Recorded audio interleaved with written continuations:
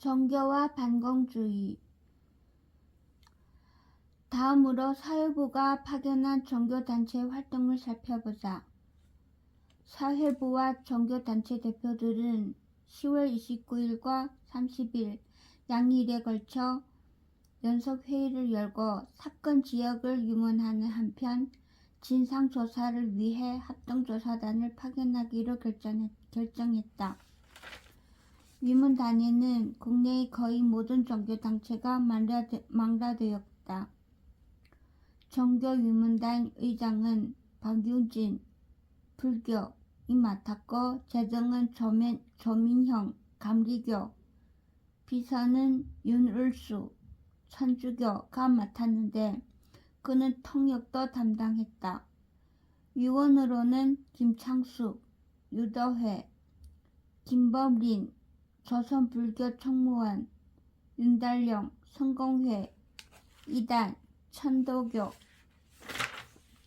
정열모 대종교, 이경식 안식교, 김춘배 조선기독교연합회가 참가했다. 이승만은 무처 미 특사와 컬터 장군에게 연합조사단을 제의했으나 미군 쪽은 경제협조처 소속의 스노우를 별도로 파견하였다. 스노우는 파견을 마치고 별도의 보고서를 작성하였다. 전진한 사회부 장관과 박준석 후생국장 그리고 불교, 기독교, 천주교, 대종교 등 각 종교 대표자들은 기자들과 같이 10월 30일 아침 서울역을 떠나 6일까지 약 일주일간 광주, 순천, 여수, 구례, 벌교, 보성 등지를 시찰하고 귀경했다.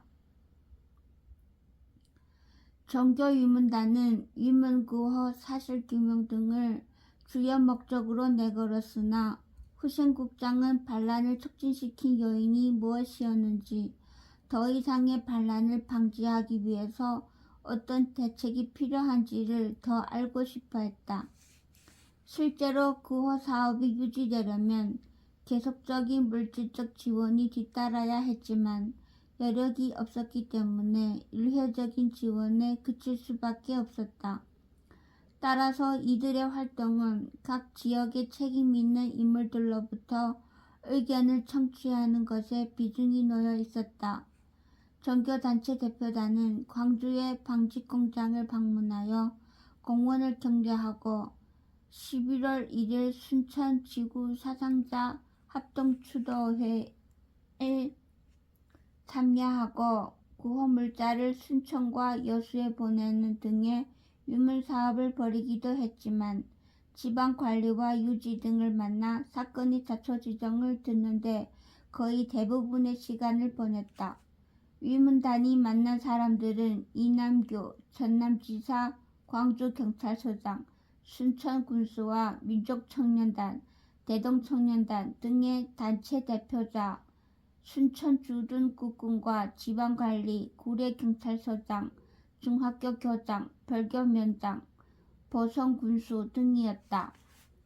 종교단체 대표자들이 만난 각 지역의 지방관리들과 사회단체 대표자들의 생각은 대동소이했다. 순천의 청년학생단체원들이 종교단체 대표자들에게 전달한 내용은 전형적이다.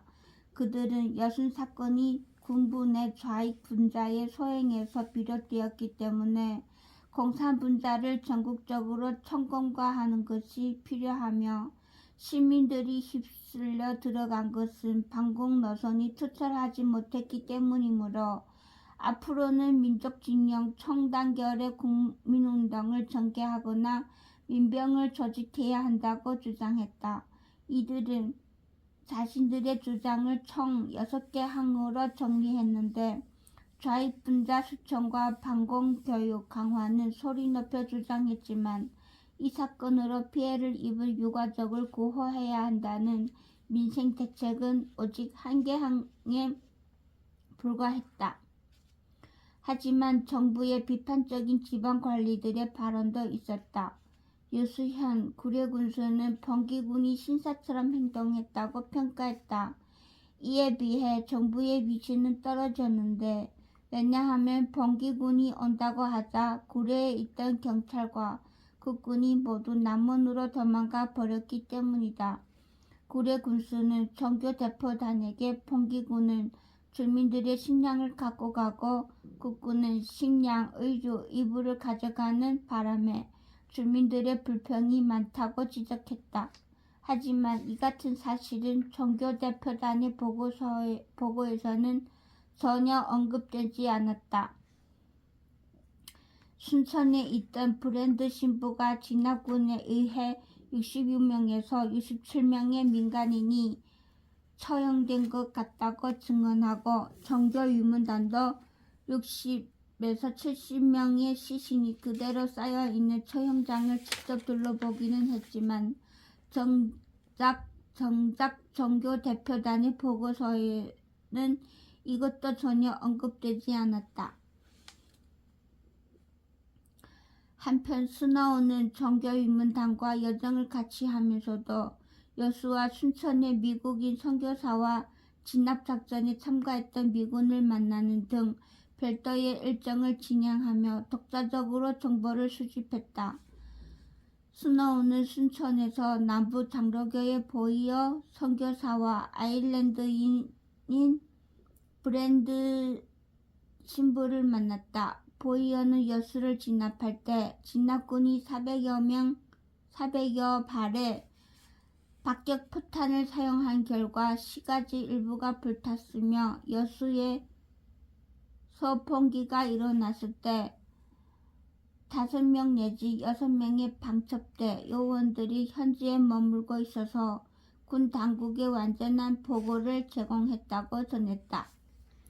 브랜드는 여수와 순천 시민들은 진압군이 들어올 때도 반기였지만 번기군들이 들어왔을 때 소리를 지르며 좋아했다고 전했다. 스노우가 시민들이 반란을 어느 정도 지원했는가라고 묻자 브랜드는 상당한 지원이 있었다고 대답했다. 흥미로운 것은 남한의 미래에 대한 당시 지식인들이 반응이다. 순천의 몇몇 지식인들은 남한이 곧 공산화될 것이라고 예상했는데 그 이유는 중국이 공산화되었기 때문이라는 것이었다. 이 밖에도 스노우의 보고서에는 미국인과 종교인에 대한 번기군의 입장이 자세히 언급되고 있다. 보이어와 브랜든의 증언에 따르면 번기군은 기독교인들이라는 이유로 교인들을 따라 분류하거나 처벌하지 않았던 것으로 보인다. 브랜든 신부는 번기 군인들이 인공기 개양을 강요했고 신자들의 집이 불타기는 했지만 자신이 아는 한 종교적인 이유로 천주교도들이 살해되지는 않았다고 말했다. 브랜든이 두려워했던 것은 번기군이 아니라 청년과 학생들이었다. 번기군이 건네준 총을 생전 처음 잡아본 학생과 청년들이 경찰들을 잡으러 나섰기 때문이다.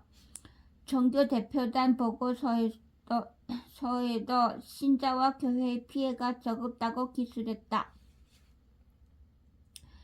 그럼에도 번기 세력에게 학살당했다는 순천 사범생 선동인과 순천 중학생 선동신 형제의 이야기는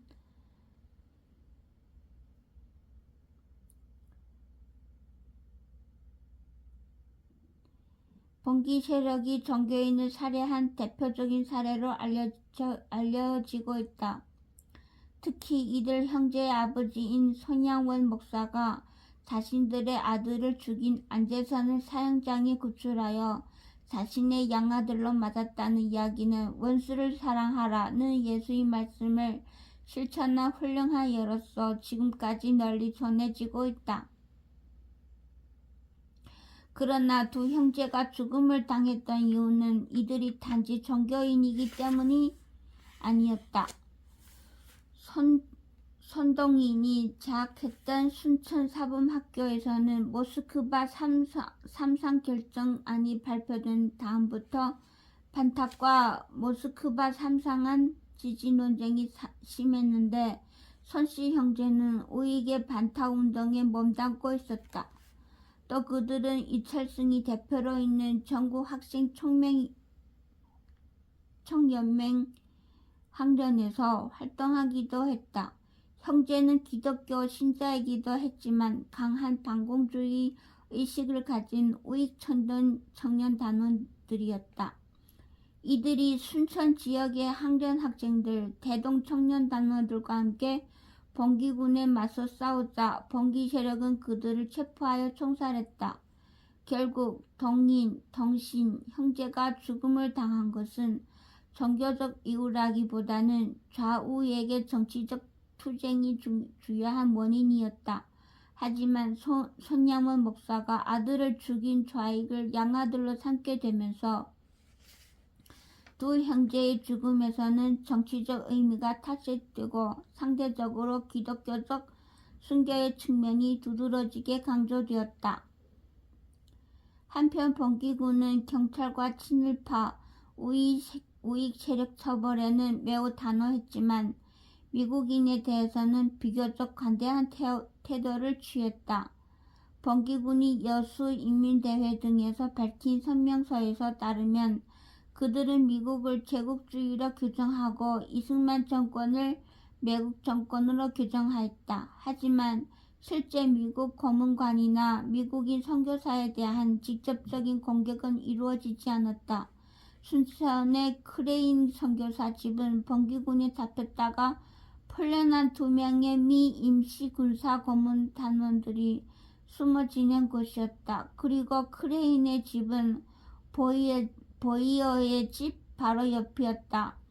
봉기군은 성조기를 보고 꽤 화가 났지만 보이어 씨는 우리의 친구다. 그를 괴롭히지 말라 라는 말을 듣고는 흥분을 가라앉혔다고 한다. 스노우 보고서는 여순 지역 시찰의 결론을 다음과 같이 정리했다.